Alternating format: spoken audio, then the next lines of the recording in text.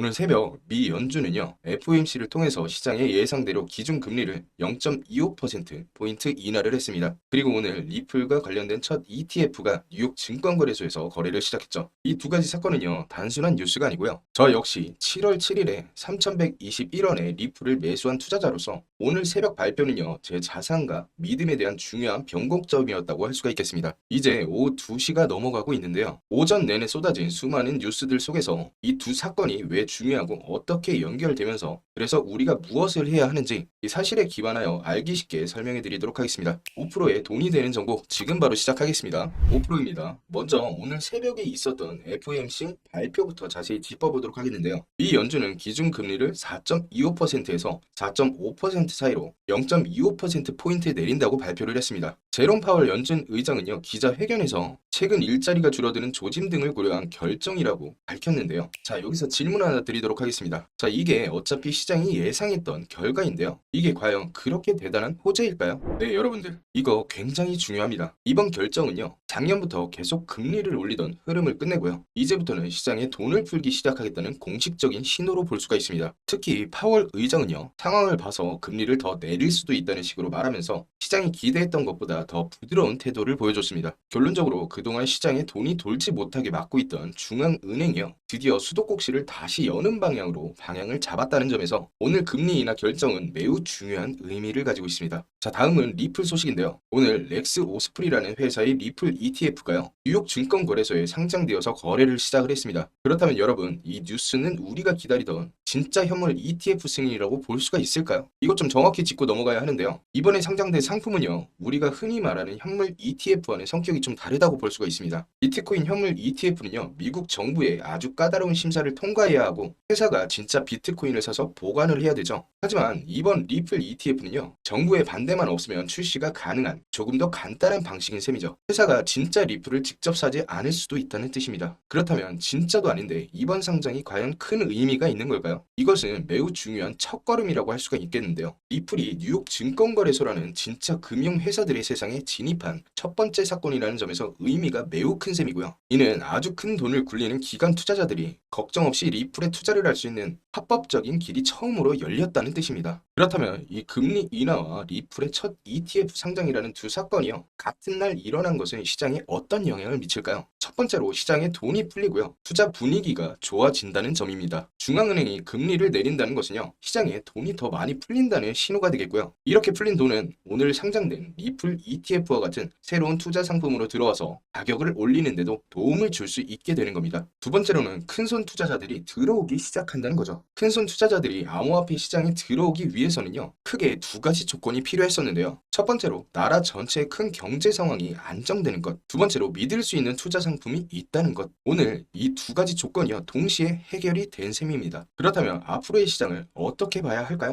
시장의 관심은요, 이제 그레이스 케일 등이 신청한 진짜 현물 ETF가 승인될지 여부를 옮겨갈 겁니다. 하지만 길게 봤을 때는 매우 좋은 신호라고 해석을 할 수가 있겠죠. 오늘 일어난 두 가지 사건은요, 리플이 이제 은행이나 증권사 같은 진짜 금융회사들이 인정하는 자산이 되는 과정이 본격적으로 시작되었다고 볼 수가 있겠습니다. 자, 그럼 오늘 분석을요, 좀 정리를 해보자면요. 첫 번째, 중앙은행은 이제 시장에 돈을 풀기 시작했습니다. 두 번째, 리플은 뉴욕의 금융시장에 첫 발을 내디뎠습니다. 세 번째, 이제 큰손들이 리플에 투자하기 훨씬 쉬워졌고요. 마지막으로 길게 봤을 때요, 리플의 가치가 오를 중요한 시작점이 되겠습니다. 저 역시 리플 투자자로서요, 오늘 새벽 발표 이후에 시장의 모든 데이터를 다시 분석하고 있거든요. 이 단순히 오른다고 좋아하는 것이 아니라요, 다음에는 언제 사고 언제 팔아야 하는가, 갑작스러운 시장 변화에 돈 버는 방법은 무엇인가, 이것을 치열하게 고민하고 있는 거죠. 이렇게 복잡한 상황 속에서요, 정확한 판단을 내리기란 정말 쉽지가 않습니다. 더 자세한 분석과 시장의 변화에 바로 대응할 수 있는 전략이 궁금하신 분들은요, 아래 설명란에 링크를 통해서 문의를 해주시면 됩니다. 링크를 클릭하시고요, 숫자 5를 입력하고 제출해 주시면 되겠습니다. 이 숫자 5를 제출해 주신 분들은요, 얻게 되는 것이 있는데요, 첫 번째로 언제 사고 팔아야 할지에 대한 명확한 신호가 되겠고요. 두 번째로는 남들보다 한 발 앞서 움직일 수 있는 빠른 정보를 얻으실 수가 있겠습니다. 세 번째로 여러분의 계좌를 바꿔줄 제2의 그리고 제3의 리플을 찾아내는 자세한 분석 자료를 얻게 되실 겁니다. 이 기회는요, 영상이 존재하는 한 언제나 열려 있을 겁니다. 오늘 새벽에 드디어 역사가 시작이 되었습니다. 이 기회의 시작은 사실 얼마 안 남았기 때문에요. 영상 끝까지 보신 분들은요, 시간이 없으니 빠르게